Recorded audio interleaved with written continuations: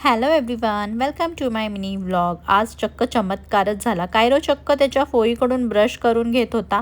तसं तर त्याला सर्दी झाली आहे, त्यामुळे मला त्याला अंघोळ तर घालायची नव्हती. मग फोईनीच त्याचं ब्रश केलं, तोंड हातपाय धुतले. तसं कोणाकडूनच अजिबात करून घेत नाही, पण आज मात्र त्यांनी करून घेतलं होतं.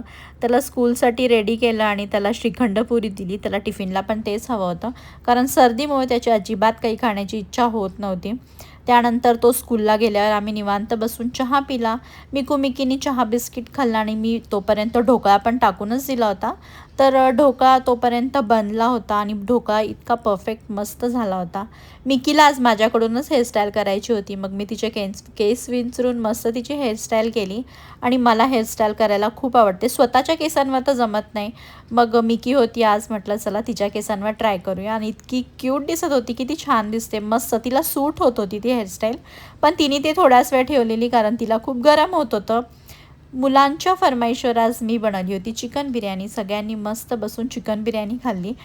मिकूला खूप जास्त आवडली होती. तोपर्यंत कायरव पण स्कूलमधून आला होता आणि त्यानंतर मग ह्यांचं असं काही खेळणं चालू होतं. कुशन फाईट तर बघितली आहे, पण आज आमच्याकडे ना टेडी बेअर फाईट चालू होती. I hope you like this video. Till then, bye bye.